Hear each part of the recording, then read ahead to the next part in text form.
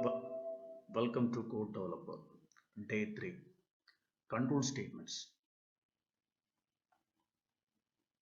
In this session, we are going to study about the types of control statements,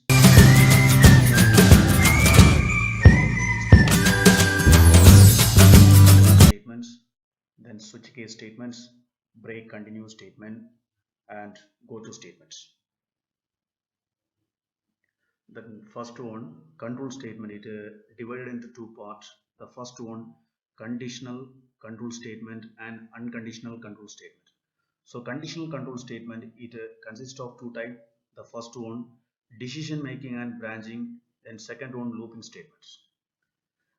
Then unconditional control statement, it consists of one, that is a jumping statement. It carried out of two types, the forward jumping and backward jumping. Later we can see the descriptions. So by default the statements are executed sequentially. However, in practice we have situations where we may have to change the order of executions of statements until specified conditions are met. In these statements are used, we can anywhere in the situations we can use the directions. If else, switch statement, for if else, switch. In these three kind of statement is called as decision making and branching statements. Then go to is called as jumping statements, looping statement, for, while, do while statements. So if statement, so it is a block statement. If the condition is true, to execute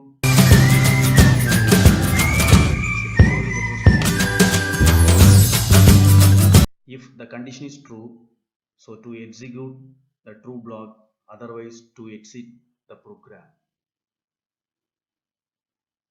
So if else statement, if the condition is true, to execute the true statement, otherwise to execute the false statement, that is the else part. Here we are using two part, the first one if block and second one else block. If the condition is true, to execute the true block, otherwise that is called as else statements, otherwise to execute the false block. The looping statement, the for loop. Here we are using three statements. The first one, initialization, condition, increment or decrement value. Then body of the statements. In this body of the statement, to execute until when the condition is failure. So first one initial value, then second one condition. If the condition is true, to execute the statement, then increment or decrement. Then again to check the condition, if the condition is true, then again to execute the same body of statement. It is a pictorial representation of for loop statements. Then while loop, so it is a entry control loop. So first one, initialization counter, then while condition, if the condition is true, to execute body of the loop, then increment or decrement.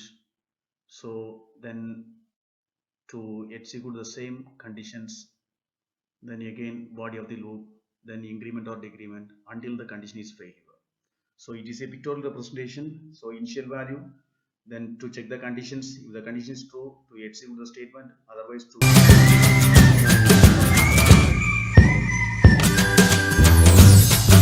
example program for while statement. The first one, declaration part, integer ij, then character a equal to single quotes, that is a space, then I equal to j equal to 1, that is the initial of I equal to 1 and j equal to 1. So enter number of characters to enter. So we are scanning the input for I. So I value is 1, for example 5 less than or equal, that is 1 less than or equal to 5. So condition true, so a equal to get che. So just we are getting one character, the character was stored to a variable, then j plus plus, then again and again to execute up to 5 times the loop is executed. The first time 1 less than or equal to 5, then second time 2, 3, 4 up to 5 times. Then percentage d characters entered. So total how many times? 5 times. So 5 characters entered, then get care of.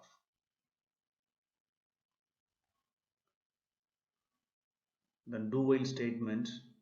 So it is a exit control group. So at least only one time to execute the statement is called as do while statement. So first of all to initialize the value, then to execute the body of the statement. After that to check the conditions. If the condition is true, to again and again to execute the same statement. Otherwise to exit the program. Do while statement examples. So initialize the value I equals j equals 0. The initialization, the enter the number. So number we are getting to the variable I. Then j.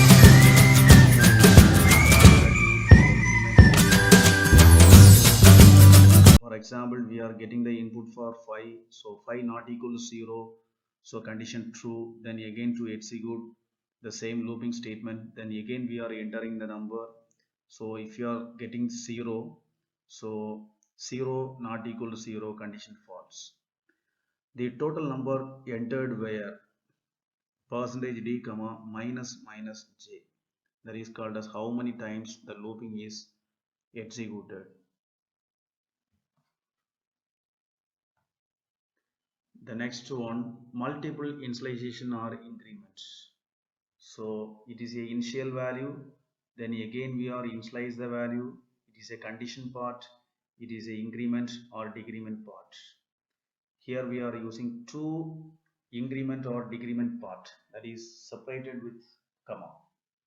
Here we are using two initialization value, that is separated with comma. I equals 0 and j equal to 10. The nested for statement, moreover, the nested for statement is used for, it is considered true row wise execution, it is considered true column wise executions. For example, is outer loop, it is inner loop. I equal to 1, if the condition is true, then to execute the inner loop.